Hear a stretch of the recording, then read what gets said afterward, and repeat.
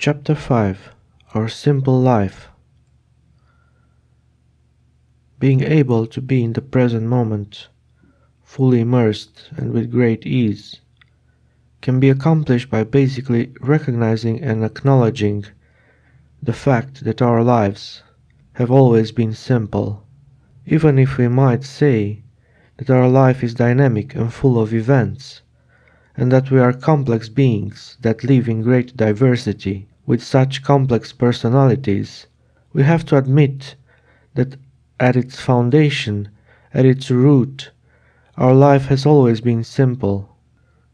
Our days have always had times when everything was quiet, clean, and uncomplicated.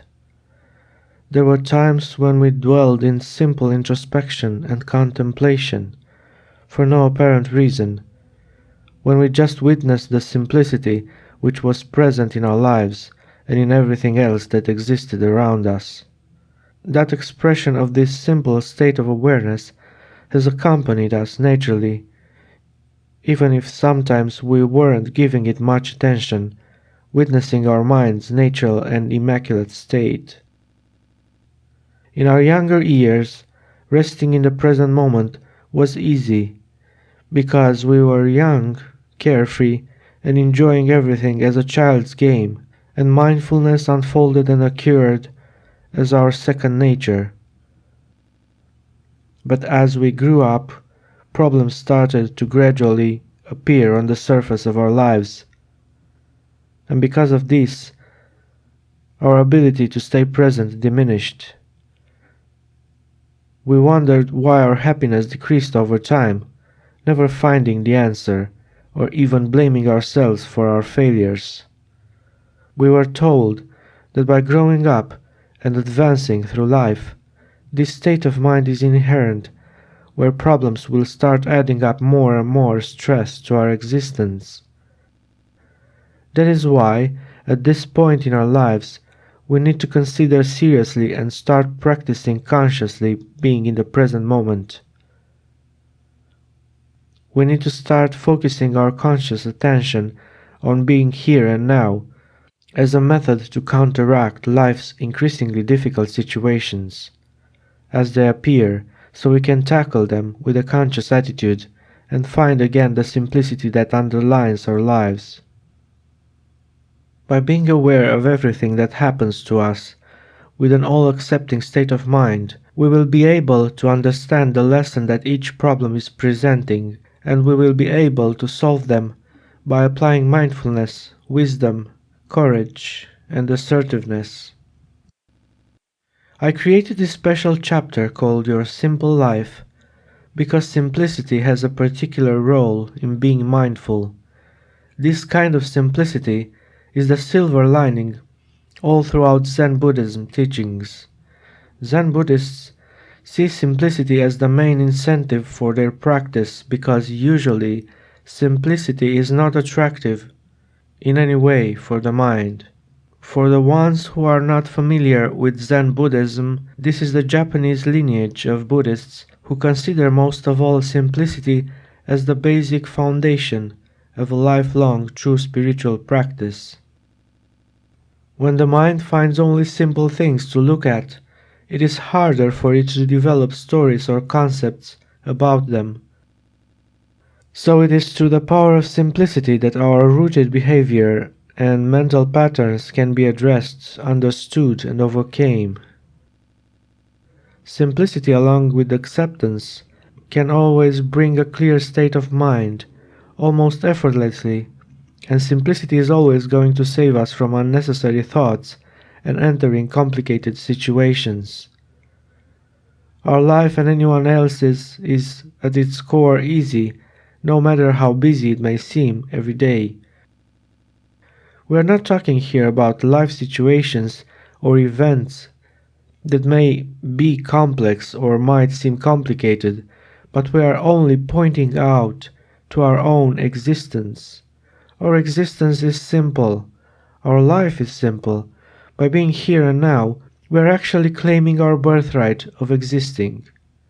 The rest of what is happening now is different for everyone, and it exists only on the surface of the present moment, But if we understand this basic concept of simplicity that lies beyond everyone's life and beyond every little thing that exists, we will evolve with much more ease through our life and through our spiritual journey. Seeing obstacles as mere standpoints that need to be overcome, or as lessons that we need to learn and understand in order to proceed further, is one of the things that we always need to consider so we can keep our mindful practice going. Focusing on the simplicity of things is one of the greatest tools that we have in cleaning our own mind of its daily chatter. If our ego would have been easier to tame, it wouldn't have been so difficult to be present, to rest with ease in the present moment. But our ego always finds ways that he uses to make us stay more in our thinking minds, so it can continue its judgmental activity. Remember that our ego is as smart as we are. The smarter we are, the stronger our ego can be. The more we learn and the less we practice being mindful, the more our ego can hold us into its grip, having thus more knowledge available on which it can build his endless stories. And those stories are in fact our stories, as long as we are completely identified with our own ego. Any trick we can use to dodge it or to push it away will only reinforce it, as the ego will draw intelligence from our own mind to reassert itself, to prove itself right with arguments, logic, and even philosophy. But even if the ego is undeniable a part of our minds, we are not entirely our ego. The ego dwells in our thinking rational mind and tries to be our ruler from that position. But we also have the possibility to rest in the mind of no thought, the mind of pure awareness, enjoying life through direct experience, with respect to the present moment, witnessing life just as it is, in its simplicity. We can also rest in our joyful hearts, in the pure simplicity of love and kindness, where we can feel the softness of our hearts. Or we can just be. The thinking ability of our mind should only be used when and where it is needed, and we should have the rest of the time to us, not needing to think that much, and just be here, enjoying life, enjoying being. This is our birthright, and we should not think lightly about one of our greatest freedoms. By having this kind of simplicity in our attention, we become conscious of the greater aspect of our lives, as it is easy to see every little thing with a clear mind, when everything is simple. By being aware, by being mindful, by paying attention now, we tune into a totally different type of intelligence, which is based on simplicity, on accepting things as they are. Our higher self, our soul, our spirit, the superior aspect of our mind, slowly takes precedence over our ego, and we start to see life with a total different perspective. We can suddenly see that the whole world has a different quality added to it. We notice how we were actually trapped in our thinking mind, always looking down, always ruminating on thoughts, when our simple and liberating life experience was just a moment away. We can easily dwell now in our big mind, in the mind of no thought, which is always connected to the ever-present divine intelligence that exists everywhere. In living mindfully, in simplicity, one needs to be serious and dedicated to his practice of being mindful, and strive to do so every day, forgetting the destination and enjoying with awareness the moment-to-moment experience of life. Every little event that happens can be seen in its simplicity, and by acting so, we will have no more things that we will feel the need to reject in our minds. Everything is now seen as a continuous flow, where thoughts, events, and words arise and dissipate gently on the surface of the present moment. In being simple, or in being humble.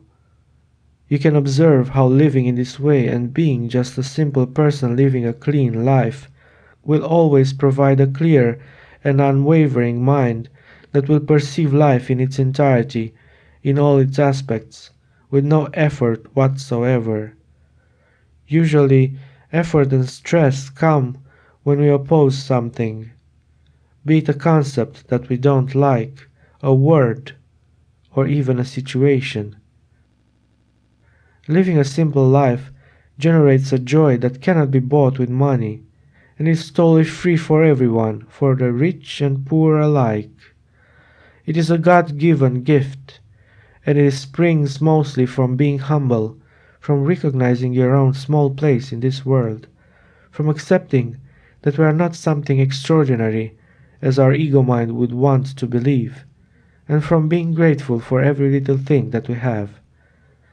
Since being humble and living simply is the total opposite of the greatest height of our own ego, which is pride, our ego mind is naturally reduced to silence.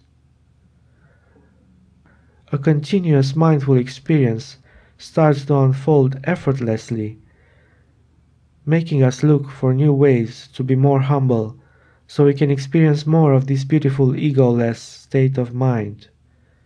In this kind of simple approach, we always rely on our clarity by accepting any situation as it is, as a means to constantly have the innate freedom we were born to have.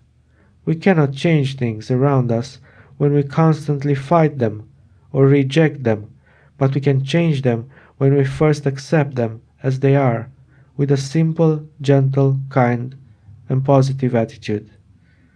Only then we can use our wisdom, experience, and patience to start working on the things that we need to change.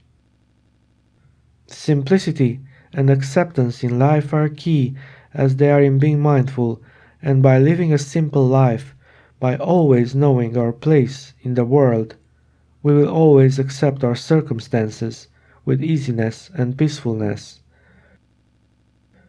By offering no resistance to the events that are present in our situations, by accepting things as they are, we do not push against anything anymore, and we are not attached to any outcomes, as we simply exist and are aware of the here and now.